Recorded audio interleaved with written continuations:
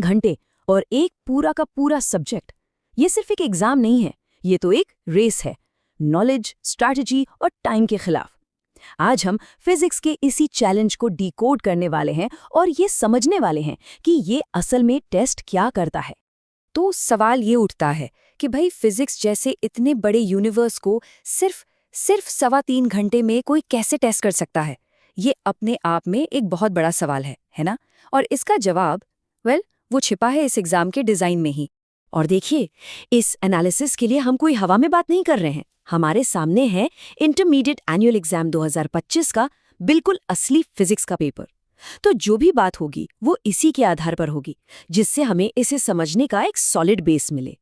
तो हम इस पेपर को स्टेप बाय स्टेप तोड़कर देखेंगे। सबसे पहले समझेंगे इसके रूल्स, फिर दोनों सेक्शंस का एनालिसिस करेंगे और आखिर में ये जानने की कोशिश करेंगे कि ये एग्जाम आखिर स्टूडेंट से चाहता क्या है।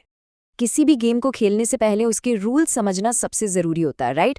असल में स्ट्रैटेजी तो वहीं से शुरू होती है। तो चलिए सबसे पहले इसके इंस्ट्रक्शंस को ही डिकोड करते हैं। अब जरा इस एग्जाम का स्ट्रक्चर देखिए। सेक्शन ए 70 सवाल हैं, करने सिर्फ 35 हैं। सेक्शन बी में 20 शॉर्ट आंसर में से 10 करने हैं और 6 लॉन्ग आंसर में से 3। मतलब हर कदम पर चॉइस ही चॉइस।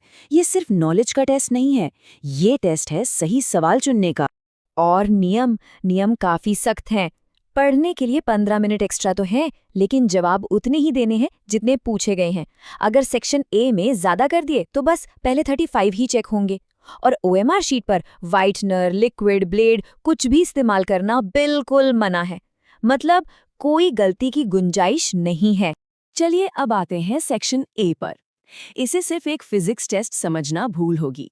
ये एक क्विक फायर राउंड है, स्पीड का, सही चुनाव करने का और आपकी ओवरऑल नॉलेज का। यहाँ एक एक सेकंड की कीमत है। ये देखिए, 70 ऑब्जेक्टिव सवाल हैं सामने, पर करने हैं सिर्फ 35। मतलब क्या हुआ? मतलब ये कि स्टूडेंट्स को पेपर शुरू करते ही ये फैसला लेना है कि कौन से आधे सवाल उन्हें अटेम्प्ट करने हैं। ये एक बहुत बड़ा स्ट्रैटेजिक डिसीजन है। तो सेक्शन ए में जो पहली तरह के सवाल दिखते हैं वो हैं बिल्कुल सीधे सपाट फैक्ट बेस्ड। जैसे प्लांट हाउस में क्या इस्तेमाल होता है?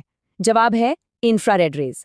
इसमें कुछ सोचना नहीं है, आता है तो आता है, नहीं तो नहीं। ये है प्योर नॉलेज का टेस्ट। अब दूसरी तरह का सवाल थोड़ा सा ट्रिकी है। यहाँ फॉर्मूला लगाना पड़ता है। जैसे कैपेसिटर सी की स्टोर्ड एनर्जी क्या है? इसका जवाब है हाफ CV²।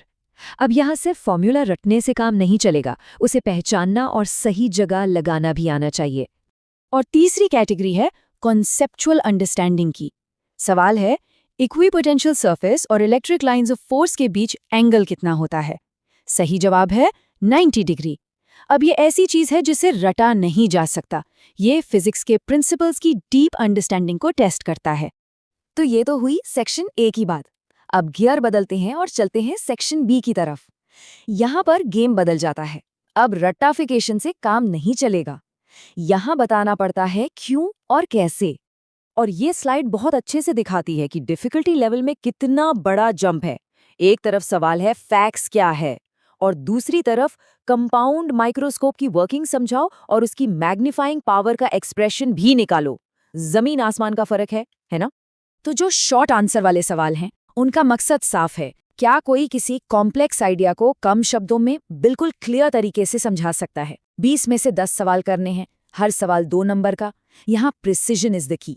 और अब बारी है फाइनल चैलेंज की, एग्जाम का सबसे मुश्किल हिस्सा, लॉन्ग आंसर वाले सवाल। यहाँ फिजिक्स के प्रिंसिपल्स को सिर्फ बताना नहीं बल्कि प्रूव करना होता है। एक उदाहरण देखते हैं। ट्रांसफॉर्मर का प्रिंसिपल, कंस्ट्रक्शन और वर्किंग को समझाइए। सोचिए, ये एक सवाल कितना कुछ पूछ रहा है। एक ही टॉपिक के इतने सारे पहलू एक साथ कवर करने हैं। तो ऐसे सवाल का जवाब कैसे दे? देखिए, इसका राज छुपा है एक स्ट्रक्चर्ड अप्रोच में। Step by step.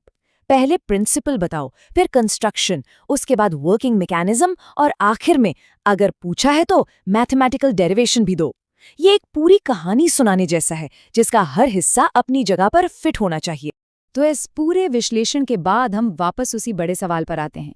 आखिर ये एग्जाम डिजाइन क्यों किया गया है? ये असल में मापना क्या चाहता है?